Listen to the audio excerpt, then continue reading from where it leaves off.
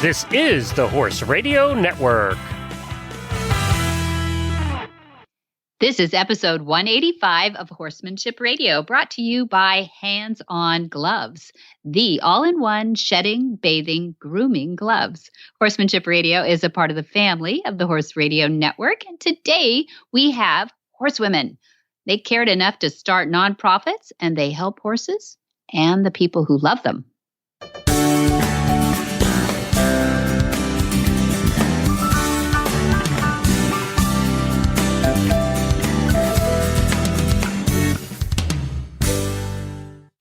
This is Debbie Laux, and you're listening to the Horsemanship Radio. Thanks for joining us. Horsemanship Radio airs on the 1st and the 15th of the month, and I have my producer, Jen, with me off the road today. Got you back in the studio. Off the road and back into the studio. Yay! Yeah, no more road trips for you now. No, did you have fun? We had fun. We had a equal measure of fun, panic, disillusionment, frustration. A lot of work, I can tell. It was our test trip.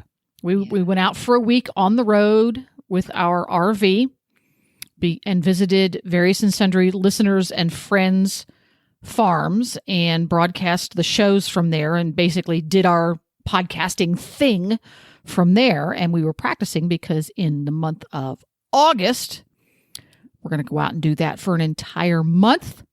And if you want to know more about that, you just need to go to horseradionetwork.com and there will be stuff on there about the HRN Roadshow. Follow them. Road trip. Road trip. All right. Yeah. Road hip. Road hip. And speaking of road trips, you've been putting on the miles on your car, on your brain, on your cell phone because the movement. The movement is coming up. The big thing. This is the third year for the movement? Fourth. Can you believe it? The fourth year for the movement. Give me the quick Reader's Digest version of what the movement is for those who are not in the know.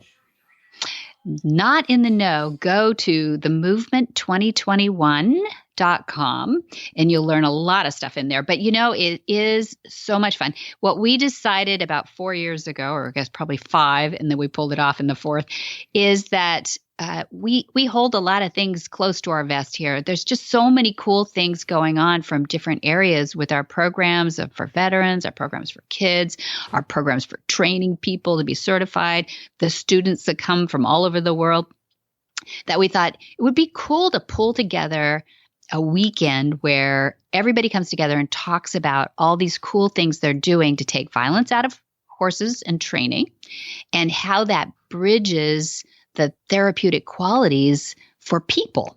And we flipped over the feeling that we're always helping horses. Everybody wants to help horses, and that's cool.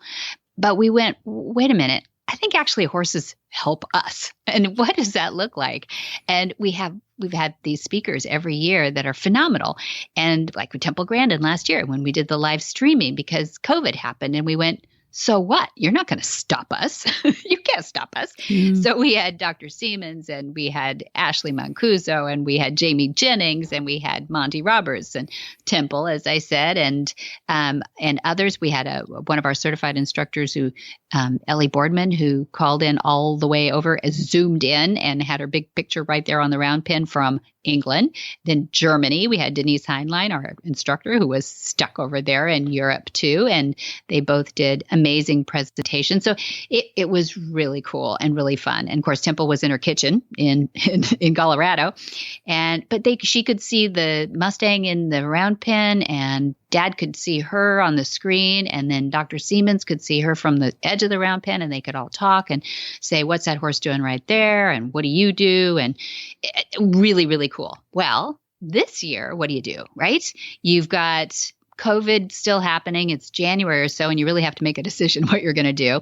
And we thought by that time, everybody was really fatigued at staring at a screen because that's what they do for work anymore, right? And they didn't want to do that kind of thing anymore. So we thought we'll just make a decision to make it very intimate, very high end, very participatory. That means that we'll have 50 only tickets to this, 50 people that are really committed to the concepts. We'll bring in our trailblazers, and that's Ashley Avis, who made Black Beauty last fall that came out for Disney, and who is committed to making and she's making it right now, a documentary about the Mustangs. And it's a little different on the angle for the Mustangs, very positive and very informative. And then we have Marty Irby, who has been Animal Wellness Foundation is what he works for, and his organization has been super proactive in helping horses get drugs out of thoroughbred racing, Tennessee walking horses, the Big Lick. He really goes after the tough topics. We've got Jamie Jennings here, who is ASPCA's Trainer of the Year for the Right Horse Initiative program that they have, which is pretty fabulous. And of course, she's a certified Monty Roberts instructor, so she and Monty are coming to play with the gentling wild horses. And then we've got Monty, and they're going to be in the gentling pen we've got 5 feral horses to work with, some from New Mexico, and they're kind of like grade Mustangs. They're feral.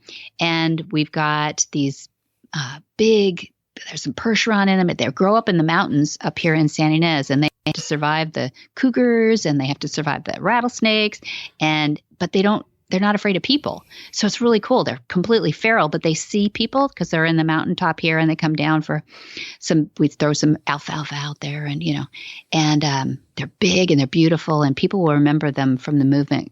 Coffee and Cream were kind of made famous a couple years ago, and they're just adorable. And so we've got more of those guys. We've got a whole Elton John theme going. There's Benny, there's Jet, there's Rocket Man. There's Oh, that's awesome. It's pretty cool. Anyway, so that's the horses that we'll be introducing too. But only 50 lucky people get to be here, and we're really excited about it. That wasn't a very thumbnail sketch of the movement. Well, it's a big concept. I think because the movement is unique in its mission and its point of view. Because you're right, we talk a lot about helping horses, and the movement's point of view is how horses help humans and how we can advance that.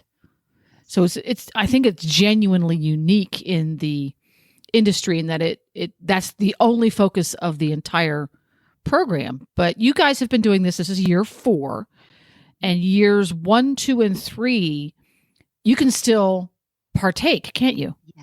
Thank you. Yeah. Thanks for bringing that up, Jen, because everything Dad does, we video, and we churn out lessons on our online university. That's MontyRobertsUniversity.com. And we put them up after the event. It takes a few weeks to edit it all down because we have 2 cameras rolling, but we put it on MontyRoberts.com. On the top of that homepage, there is a tab, and it says the movement VOD. V is in Victor, O ostrich, D dog.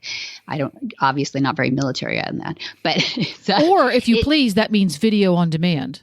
It means that too. It does. I was going to teach them that. Thank you for doing that. That's good though, because I didn't know what VOD was. Like, why did you put VOD on the tab? I'm like, oh, video on demand. I get it. Okay. So up there though, they'll see the past years that are put up there as soon as we get it edited and done, so people won't miss out. So if you got major FOMO, fear of missing out, see, I'll teach all these acronyms, and then don't worry. Just because you can't travel or you're worried about doing that, you can still get a chance to see these, and you can see the ones from past years, whether you were here or not. You can go back and video on demand it. See, there you go. So you just go to MontyRoberts.com.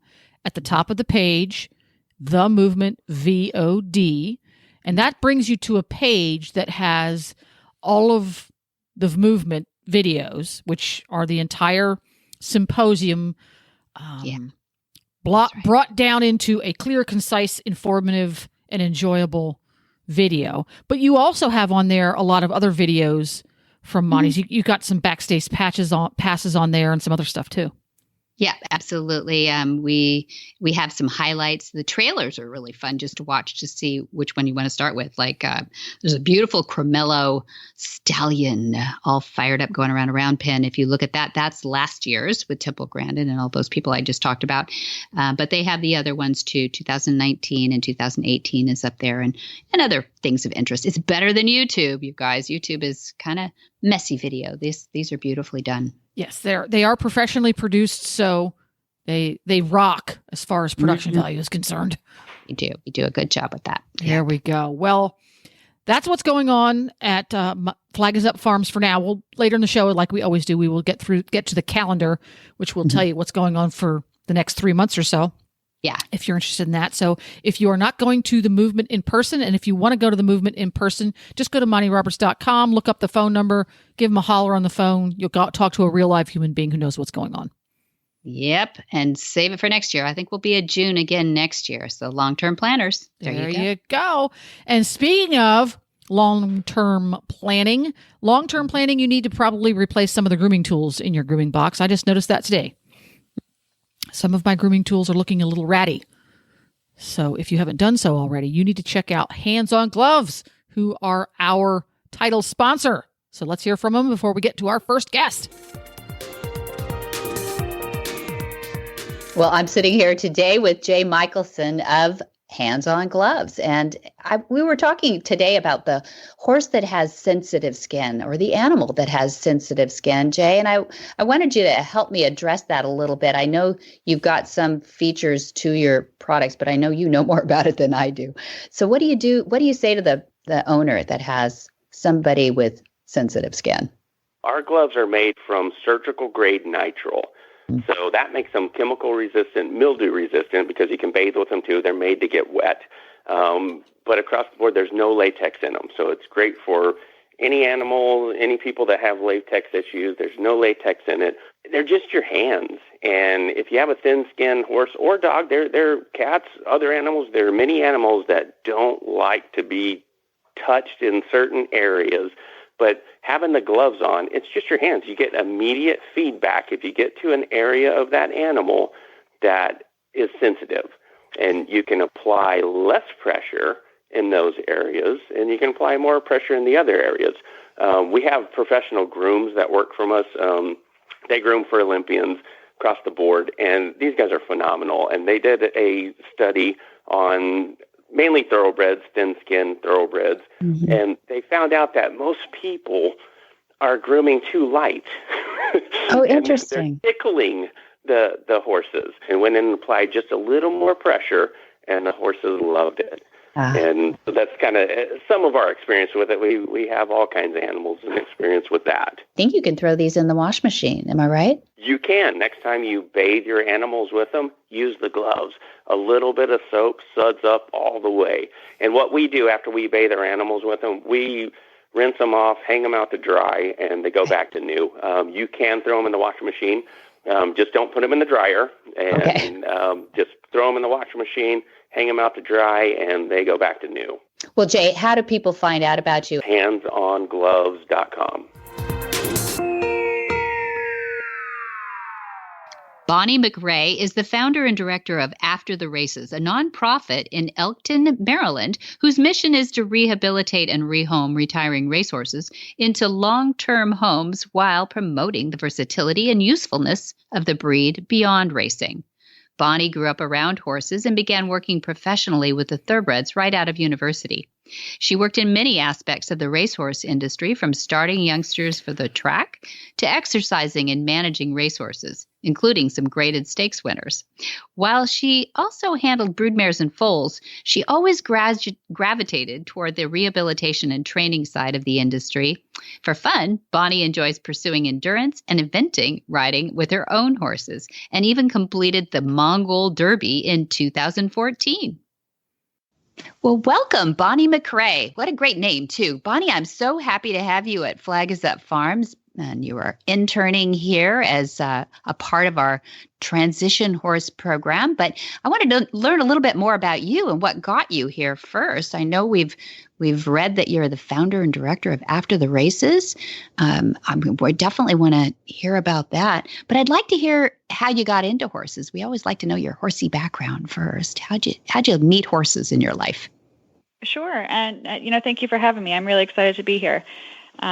As far as how I got introduced to horses, I was introduced in the same way I think a lot of people are introduced to horses, in that I was signed up for horseback riding lessons when I was 9 years old by my parents. And my parents are not horsey people themselves, but I think they recognized that I seem to somewhat lack the propensity for those kind of team group sports that a lot of kids like to get into. Mm-hmm. I was always a bit of an introverted child that really enjoyed the company of animals a bit more towards people, like I think many of us can relate. Mm-hmm. And so they decided to give this a try and see how it went. And, I think, of course, they had no idea at the time that they would be creating this spark and setting me up for this lifelong, career with horses that ended up happening. So I love that. I love that parents can reach for things that they're not even familiar with, but kind of recognize those qualities that help a kid, help a horse, whatever it is, too.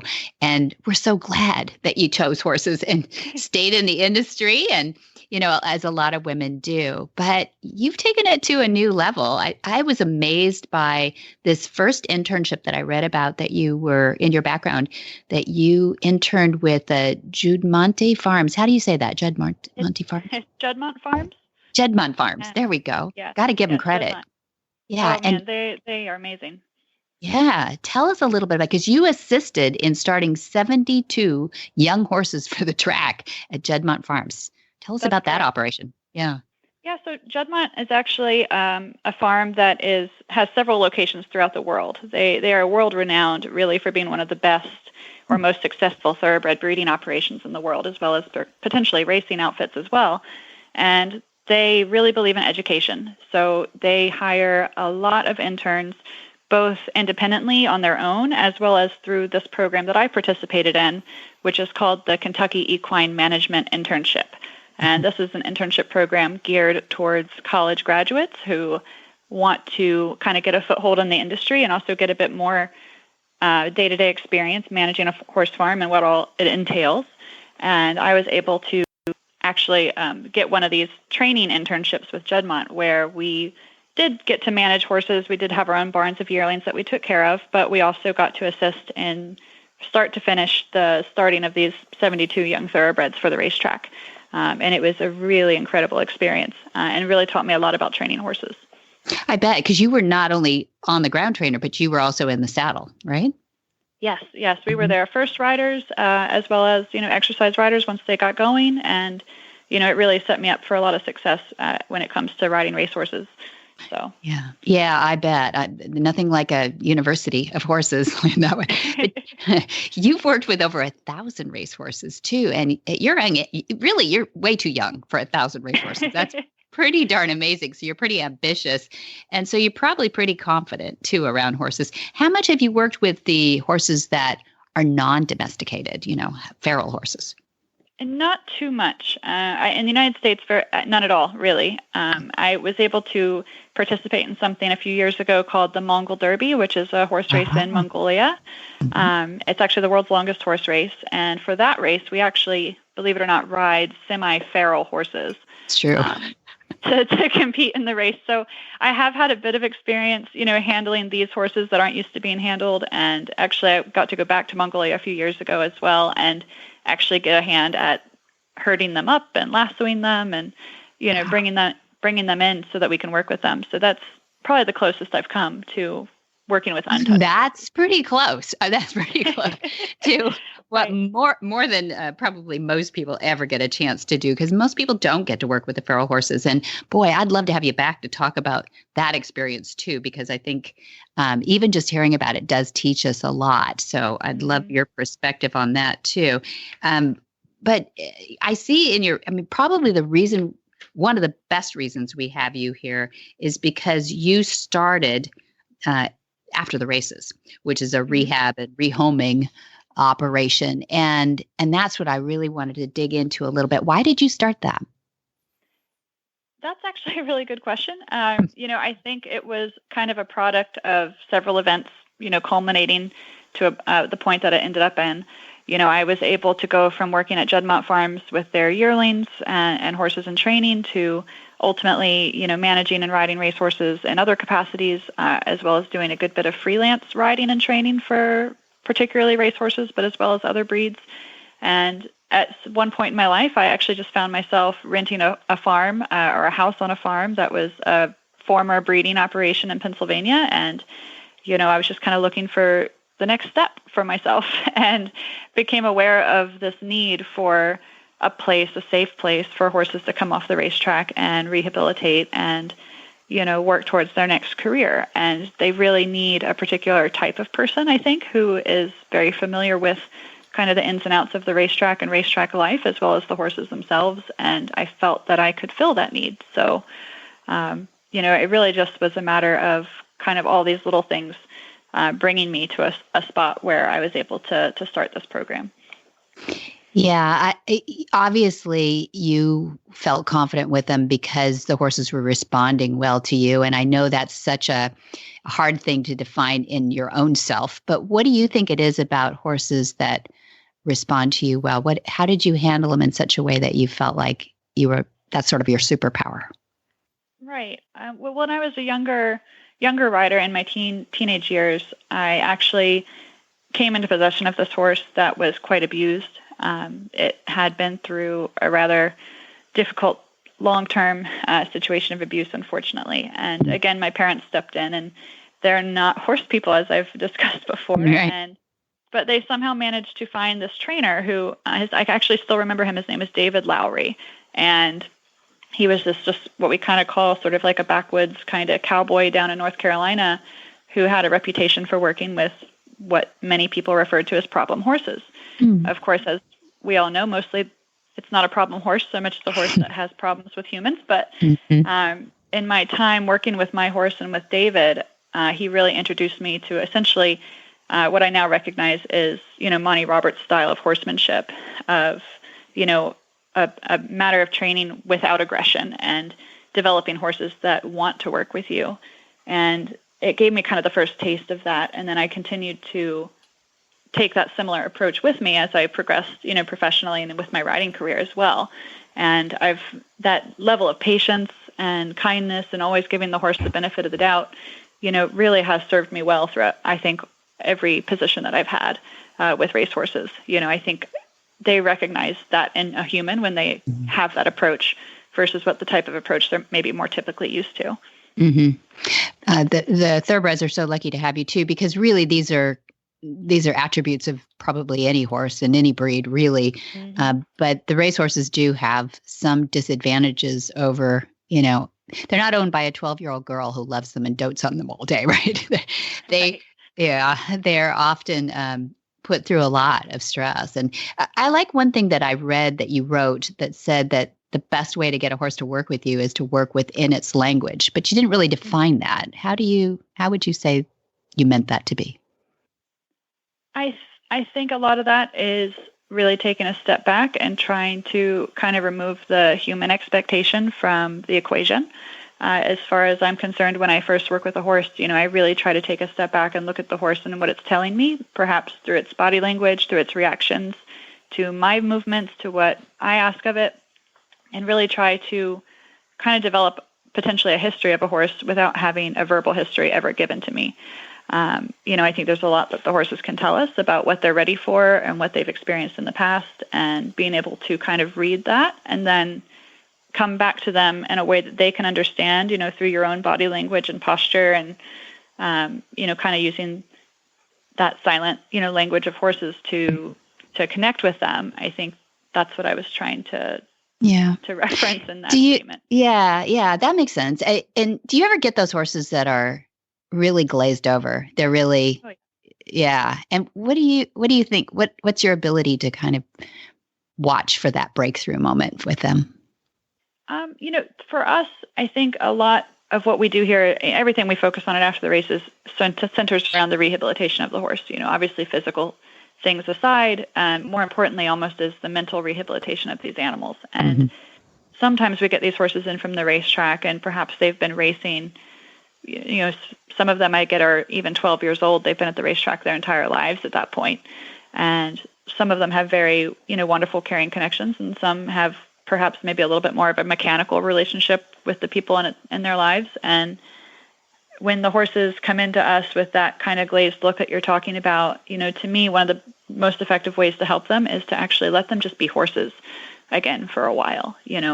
Take these horses, put them out in a big field with other horses, reintegrate them into a herd, And I almost let the other horses kind of be the first ones to work with them, because we have these horses that'll come in and you put them out in this, big, beautiful 8-acre field with tons of grass and horse friends, and they'll stand at the gate and pace. They don't know how to exist in that environment.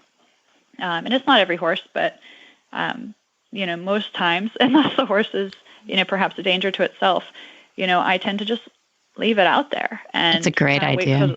And just sort of wait for the other horses to start making an effort to bring it in. And sometimes it takes a matter of hours, sometimes it takes a week, but eventually they start to reconnect with their, kind of natural instincts and that desire to be part of a group. And, so that's kind of always been my approach, to first let them re-experience what it's like. Well said.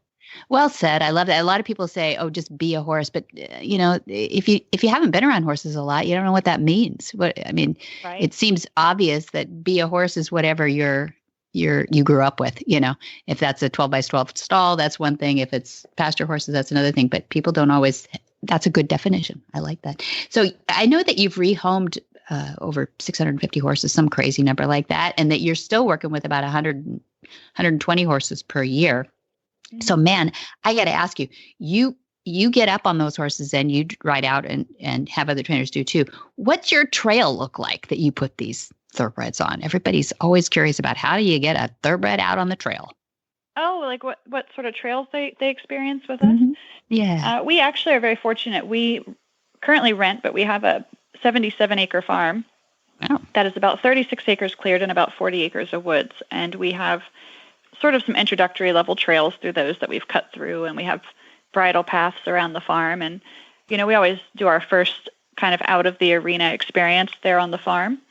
And, usually we follow along a pony horse or a horse that's been in the program a bit longer and just kind of get their feet wet, just existing outside of a confined space. And beyond that, we actually don't really waste a lot of time. We usually throw the horses on the trailer, and 3 miles from our facility is actually a 6,000-acre park Nice. called Fairhill. And, we can go there and really expose these horses to all kinds of things, from open spaces and woods to, wildlife and rivers and bridges. They even have tunnels that we take these horses through. Wow.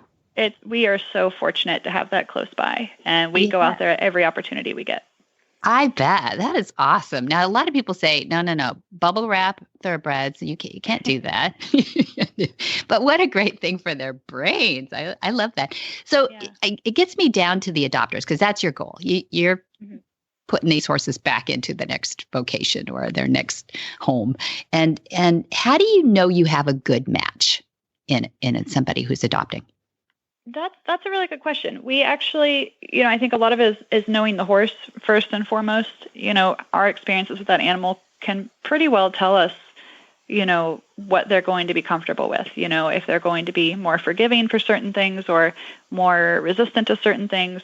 And for the most part, I feel like these retired racehorses often need, rather experienced riders. They need people that are pretty confident in their abilities and, kind of know how to kind of get out of a sticky moment if they ever arise. But, not all our adopters fit that category. We have quite a few first-time horse owners as well that we work with. We have horses that have gone on to be police horses and therapy horses and everything in between. And a lot of it, I think, is mostly knowing the horse, and then also relying on the references and the people we talk to that surround the adopter. The adopter will tell us their background and what they think their abilities are, but then also communicating with the people around them to kind of verify that sort of information. And you might find you learn a little bit more about them that way sometimes, to just sort of, just sort of put the pieces together and try to find the best fit. And then, of course, if we can see them ride, come to the farm and actually try the horse out, you can tell straight away, I think, if a horse is going to get along with someone. Whether the person's confident enough to do that too. So, and it's great when you're a rider. So it's wonderful that you can assess like that too. I'm thinking about the owner right now of a racehorse on the track, and eventually that horse will have to retire, whether it's 3 years old or, as you say, 12 years old in the case of the one. What would you like an owner of a racehorse to know? Something that you know now that the owner may not be thinking about yet, but would you like them to know? Yeah, I would really like more racehorse owners to think about the future of their horses beyond racing. And that might seem kind of obvious, but I think at the end of the day, most of the people that own these racehorses actually do like horses, and they are even very compassionate about the care of their horses. But a lot of them might not really know what it takes to move on successfully from that career to their next one. Mm-hmm. And I think being able to recognize signs in their horses sooner than later, as far as, making that call to retire them before they're used up or before they get a career-ending injury, mm-hmm. To really give them that chance to have a successful second career. Mm-hmm. So often people kind of wait until the physical state of the horse demands retirement. And I would really love more consideration to be given so that they could, I guess, move on a bit sooner. I think we see quite a few horses that race, and you can look at their racing records, and they haven't even hit the board or, come in the top 3 placements in 10, 12 races, and it's like, if you could just sort of make that call a little bit sooner, you'll have a horse that can go on to live a very long, happy, useful life with another owner. And I think at the end of the day, they all would like that. But, so an exit plan, having a little bit more of an exit plan. Yeah. Yeah. Having more of an exit plan, and thinking about that ahead of time, would be something I'd really like to see more of them do. Yeah, too, I think that if they knew how versatile thoroughbreds were, that there are training methods that could have them pivot into another career, maybe that exit plan would be more obvious, I guess. Go ahead. Oh, no, I was just going to say, that's one thing I think also that stuck with me when I worked with Juddmonte Farms is the way they train their horses from the very beginning. We were trail riding these horses before they ever hit the track. Yeah. We were teaching them, we were creating soft mouths and teaching them their leads and doing all kinds of things with them out in the pasture before they ever got to the racetrack. And I kind of think, too, if more people gave them a more well-rounded education in the beginning, that would also serve them well. It would create a safer horse to ride at the track, which means it might have a more successful time, but then also really set it up for success in its second career as well. Absolutely. And so much easier to teach them when they're younger, just like us learning a language before 5, that if we can get that. Have you had a play yet as your internship progresses here now? Have you had a play with the into pressure pole or, our top pole or anything like that does help before you even get in the saddle? Or is that to come? You have? Yeah, good. Yeah, we actually, just yesterday, we were introduced to the top pole and several desensitizing tools as well. And, it's something that I'm going to almost immediately replicate when I get home. The top pole is pretty incredible. It seems like such a simple concept, but it's not one that I ever really considered doing prior to this. It wasn't something that came naturally to me, but it made sense immediately once it was shown to me. Yeah. Yeah. Well, once you know Dad, you know that he's more horse than human. But exactly. Hey, and he did the flat forehead thing, and it was like, how come I didn't think of this? I was always, fixing remedial horses after the fact. Why didn't I think about just training them off pressure before we ever got into the situation? So I'm glad that you're still making discoveries here, and that because I know that you've been a Monty student, if I can call you that. And I think I like what you said about that it is a more efficient way. Some people say, oh, it's too fast. What's your perspective on that? Yeah, I think efficiency is something to strive for in a lot of aspects of the adoption process with horses. You don't want to do anything so quickly that the horse obviously has a negative experience, but, I've seen the traditional methods for training horses, and I've experienced more of the, Monty Roberts style of training horses. And, sometimes you might be able to come to the same goal at the end of the day using multiple methods, but with the approach that we really practice here at Flag Is Up Farms, I feel like you can reach those goals so much more quickly, but also without putting, I feel, any additional stress on the horses. It's by working with them in such a way that you have this horse that wants to work with you, you can make progress, I think, a lot more quickly than when you're trying to kind of fight the natural instincts of the horse and sort of force it to do what you want it to do. Well said. Well said, Bonnie McRae. I love that. Thank you. I'm so glad you're here. I'm so glad you're a lifelong learner. And we're just really fortunate to have you as an intern here. And I hope the horses love you as much as we all do. Thank you. No, I'm very excited to be here and absolutely will be taking what I'm learning here back home to help benefit our horses at After the Races. So good. So people go to aftertheraces.org, or do you like them to come to your Facebook page? How do they get a hold of you? Either way is fine. We have a pretty active social media presence, but if you want to contact us, probably the best way is through our website. Okay. All right. Aftertheraces.org, just like it sounds. And I'd love to have you back to talk about that Mongolian experience too. Can we do that? Yeah, absolutely. Yes, please. I'd love to. Cool. Well, thank you for joining us today on Horsemanship Radio.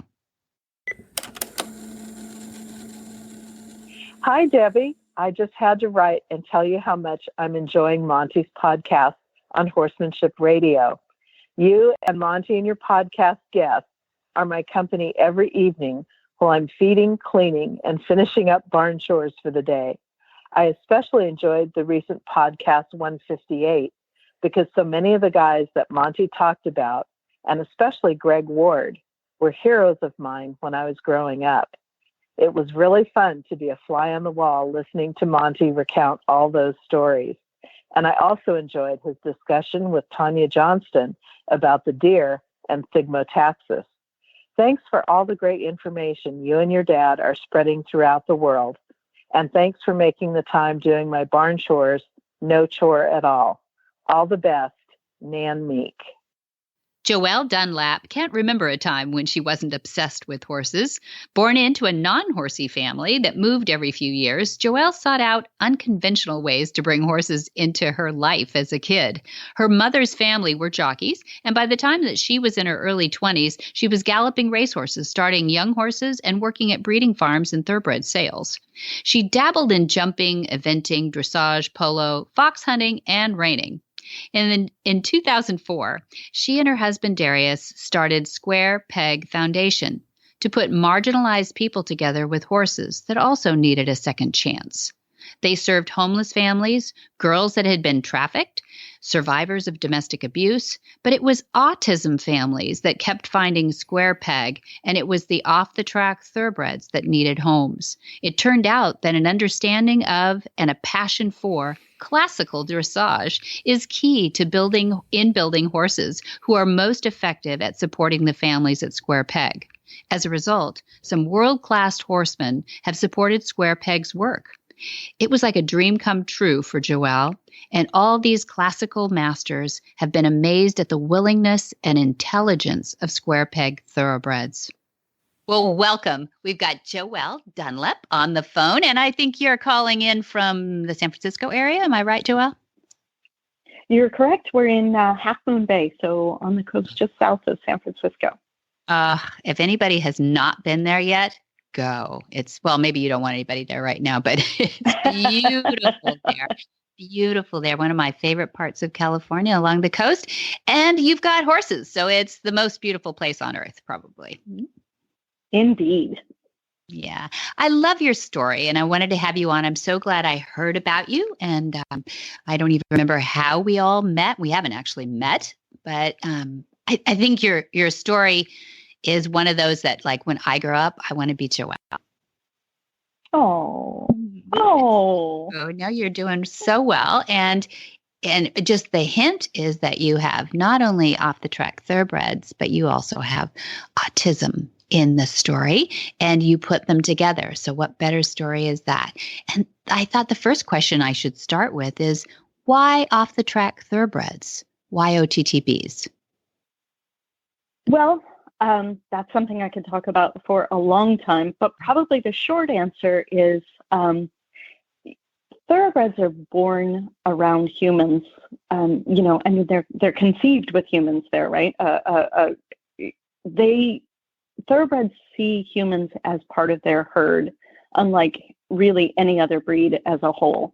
And so horses or people are part of their herd, their family, their survival, their safety from the get-go. So once you can get a thoroughbred to trust you, he has generations of humans in his life. And so I find them very easy to connect with.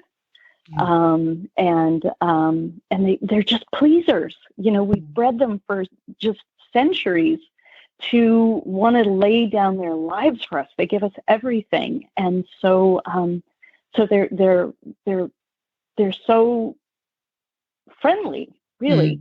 That's nice. And yeah.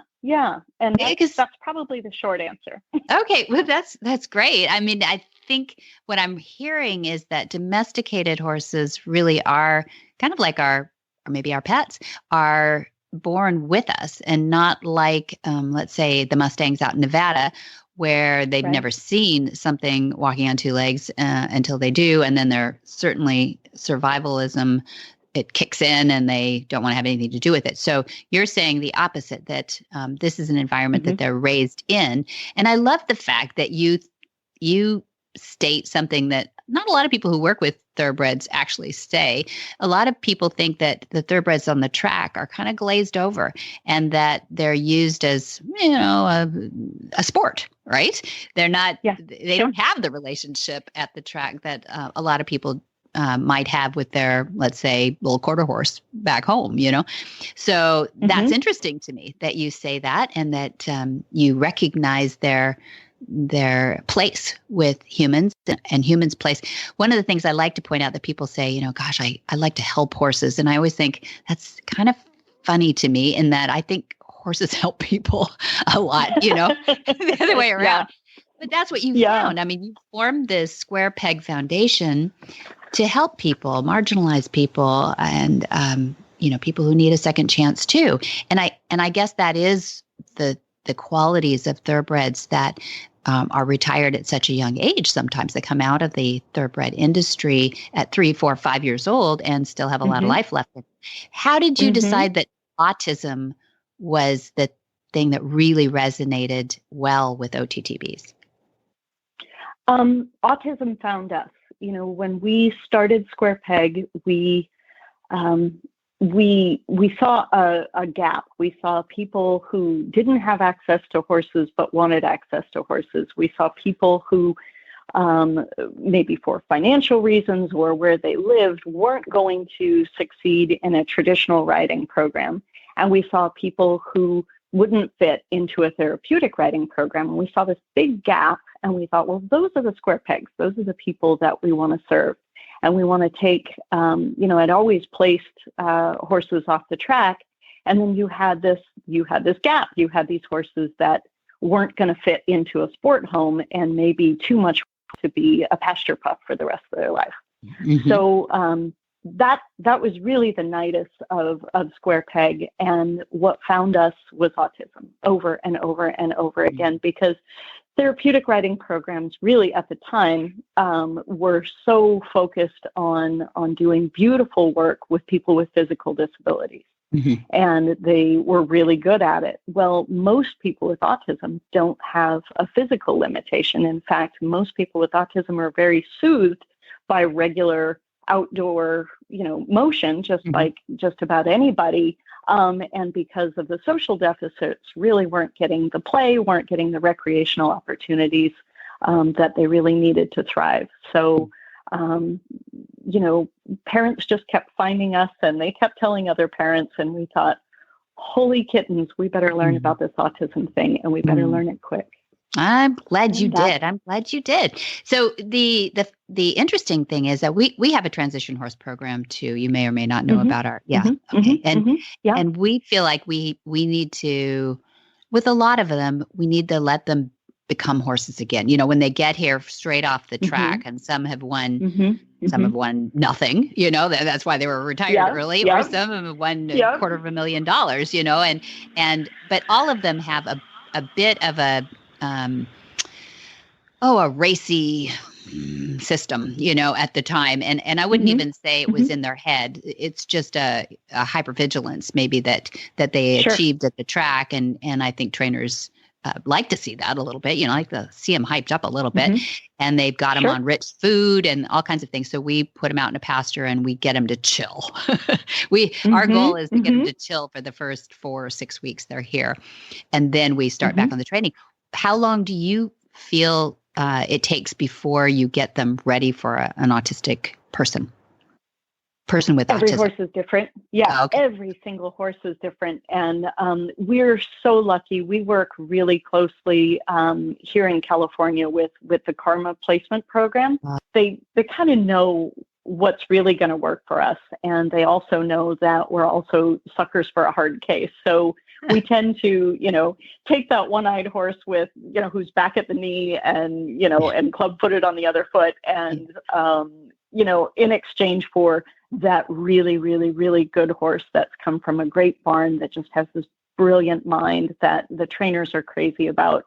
And so we get a little of both. And even then, as you know, once they get going, sometimes they tell you, look, I just need a break. I need you to put me out in a pasture for 6 or 7 weeks, even though we've been going for 120 days. And the way I liken it, that I think most people understand so that you kind of demystify this, crazy thoroughbred notion, is it's environment, right? So if I buy a 10-week-old Australian cattle dog puppy and I live in an apartment and I work 50 hours a week, he's going to chew my carpet. And he's going to shred everything. But if I have an 8-10-week-old puppy and I live out on a farm and I have 2 other dogs and he's with me all day and he's moving, guess what? He's going to be the best dog in the world. And people are going to say, how do you train dogs so well? And I don't. I put him in the right environment. And I think that's so true with all horses, particularly thoroughbreds, when their diets are, appropriate for their work level, when you have turnout for them, when you have appropriate, horses for them to be turned out with. They're just so connected to humans and they're so friendly and they're such pleasers. They come around so quickly. Oh, I'm so glad you said that. That is a perfect way to describe how we can get our horses in the right environment for the right breed and get it right. And what is the first thing you teach your OTTBs when they come off? When you get into the training mode of getting them ready to do the job that they're now going to do, what do you start with? We do a lot of work in hand, right? Where we introduce all the lateral work and all the breaks from the ground in hand, really following a classical dressage system. So sometimes we'll do it in a cavesson, sometimes we'll do it in a bridle. It really depends on the horse, but just getting them to connect with us on the ground and learn some really basic cues, particularly whoa, which is people forget that an off-track thoroughbred has been ridden in front of crowds. He's seen pictures, he's seen bicycles, he, weaves in and out of cars on his way back and forth to the track. But teaching him to accept a soft contact and to get his legs underneath him, that's going to be slightly new. We're so lucky. We work with some really fantastic classical mentors, including the Valença family in Portugal. Pre-COVID, they would come out once or twice a year. And I mean, how beautiful to be mentored by these amazing people, and they're always blown away at how generous our thoroughbreds are, and we have several that are trained to high school, so they have piaffe, they have passage, in a really soft classical way. It's not going to get them pinned in a dressage class. Sure. But, and they look at them and they go, this horse is not, his conformation isn't such that he should be able to carry himself this way. But I said, but nobody told the horse that. And they just giggle and they're so kind. And, and it's always fun to show people that your breed can do things that people, even really educated people didn't think that they're capable of. So I enjoy that part, probably more than I should. Oh, no, not at all, because you are born into it. We had said in your bio that you don't remember a time when you weren't obsessed with horses, and you do have jockeys in your family, so that you know what you're talking about when you say you've been on the backs of these young thoroughbreds. You've done some different disciplines on them as well. So it makes total sense why you were doing that. But you also have another side to you too. So without getting too much into your horsey background, I want to get into your horsey book.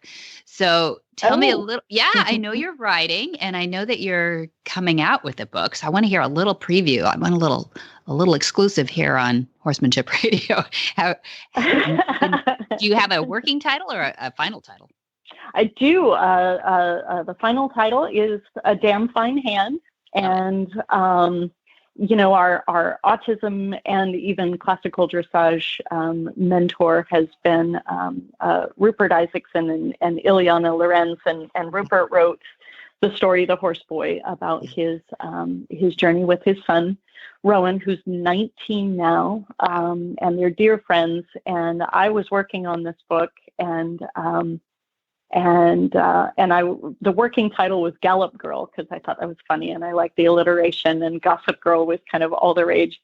And he said, no, he said, Joelle, you have this turn of phrase, and I'm not sure whether it's a California thing or what. He said, but when you really respect someone, you say that person's a damn fine hand. And he said, that's the title of your book. So I'll give him credit for that one. Good. It's good. And the subtitling I have is A Story of Women Writing for Their Lives. Yeah. That's pretty intriguing too. Are you going to tell us a little? Yeah. So it's a short story that got out of control. It's actually two short stories that got out of control. One of my dearest friends is an assistant trainer and an exercise rider, and she was involved in a head-on collision on the track where a horse got loose and bolted into a horse that she was working.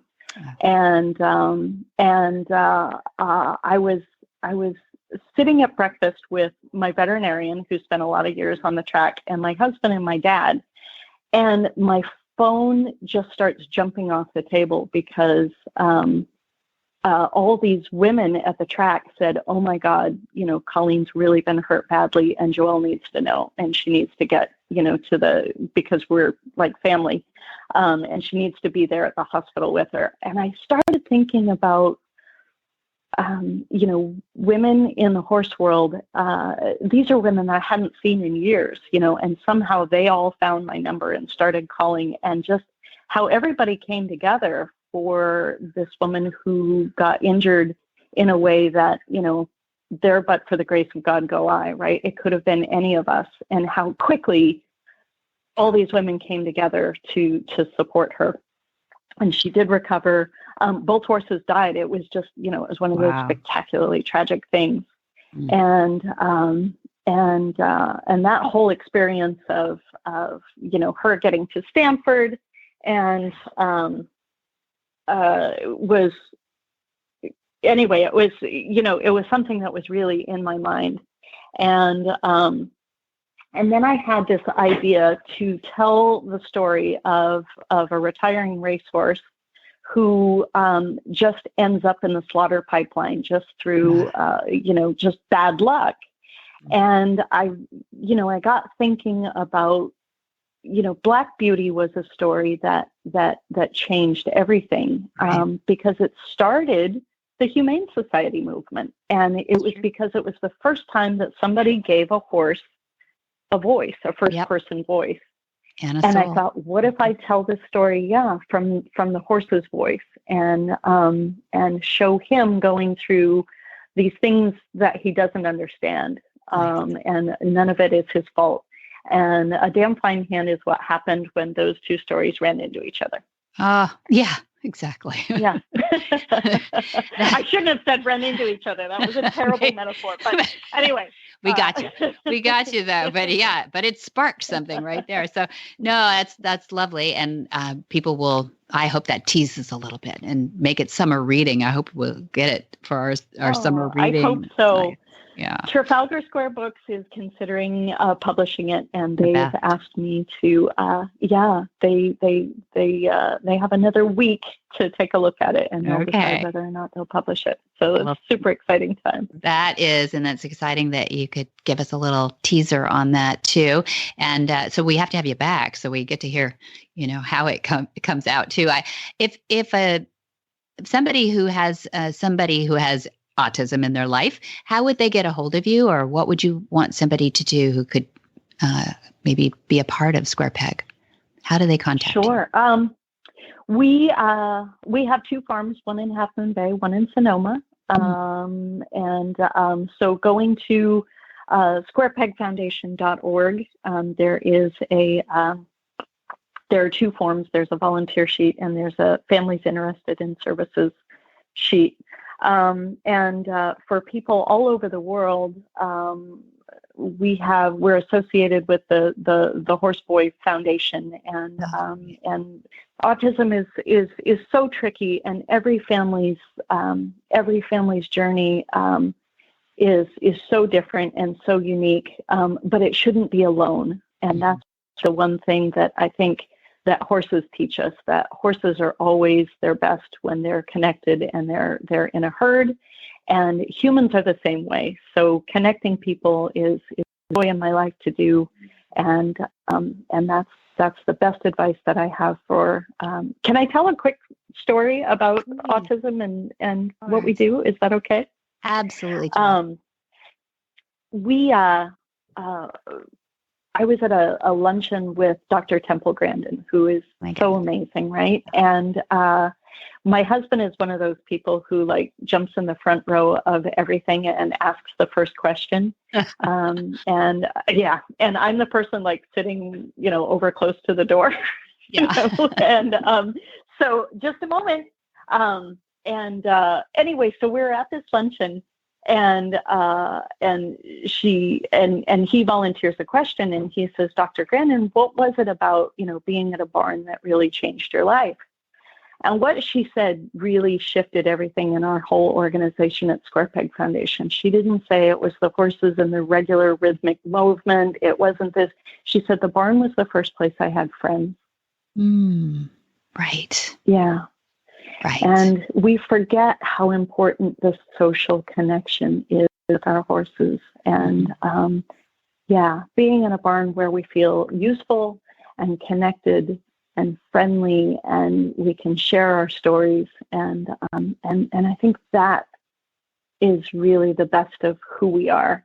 And so whether it's at a barn or whether it's at a model car club, or whatever that intrinsic interest is, finding your tribe and finding your place where you can be in tribe and just swapping stories and enjoying, that's really where you make a big difference.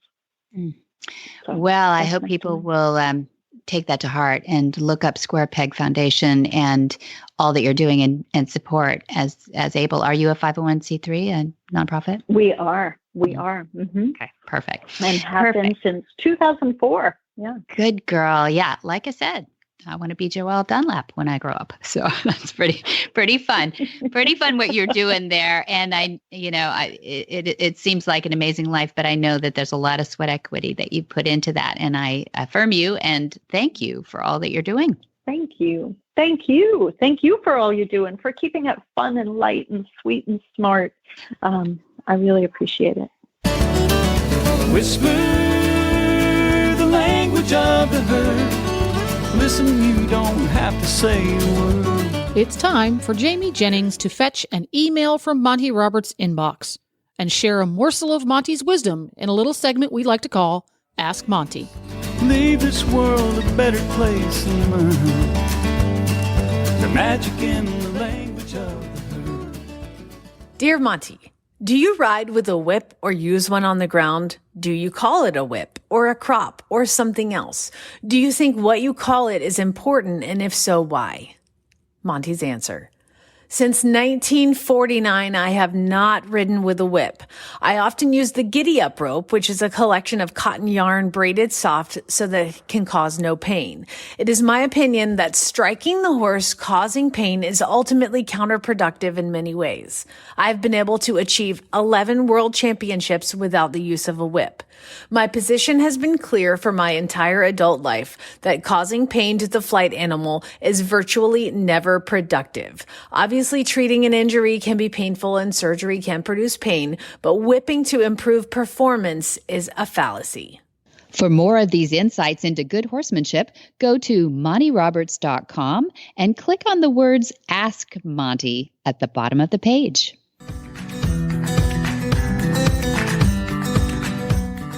Listen up, horse owners. If your horses can't get out on green grass for their daily dose of omegas, Purina's got you covered. The Purina team of PhD equine nutritionists have 2 new products that are rich in omega-3 fatty acids, and they taste better than many sources. Looking at you, fish oil. Try the new Purina Omega Match Timothy-based Ration Balancer or ahi flower oil supplement, and see for yourself why these are among some of the best omegas that nature offers. It can take science and love together, each pulling their weight to help your horses live their best lives. Put our research to the test at purinamills.com/omega match. What in the wide, wide world of sports is going on here? Where in the world is Monty Roberts? Monty is looking forward to meeting some new friends, 2-legged and 4-legged. We just finished up at Western States Expo in Sacramento, and he got to meet a lot of 2-legged and 4-legged people. It was a lot of fun, but here we are. We're sitting right on the cusp of the movement. I don't know if you can get a ticket at this point, but it is Friday, Saturday, Sunday, June 18, 19, 20.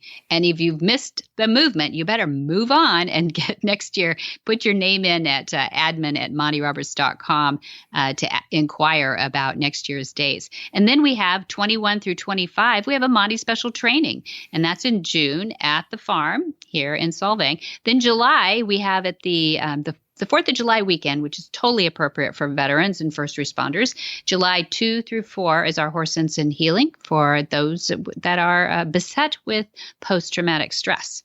Then we have our introductory course of horsemanship, and that's July 12 through 23. It's the full-blown 2-week version. Get her all done. Get ready for the exams. Then in August, we have 2 through 13. We have our Gently Wild Horse course, and that's the 10-day one, not the 5-day version, the 10-day. Really get to where you almost got those first ones, or maybe you do, get them saddled. And then we've got August 16 through 20, another Monty special training. So you get lots of opportunities to see Monty this summer, because guess what? He's at home now. I can't believe, mostly. He was in Sacramento yesterday, but we had a lot of fun. Wow, he's home. Woohoo! Yoo-hoo. Great. And if you couldn't commit all of that to memory, hop on over again, montyroberts.com. That's kind of the place to go. montyroberts.com. It's easy to remember. Yeah. Or you can give them a call over there at Flag Us Up Farms at 805-688-6288. And of course, that phone number can be found at montyroberts.com. Back over there. You keep looping back. Good. What a beautiful day for horses in the morning. Well, everybody had a favorite morning drive show in the days we all listened to radio. They were goofy, funny, and entertaining. You can have that again, only this time it focuses on life with horses. We are here every weekday on your podcast player. Search for Horses in the Morning and come join us. We are a little goofy, hopefully funny and entertaining, and you might learn something along the way, too. We are the world's leading daily podcast about horses since 2010, with over 2,600 episodes for you to binge on. Subscribe today. What are you waiting for? Pull your phone out of your pocket, blow off the hay, and subscribe to Horses in the Morning.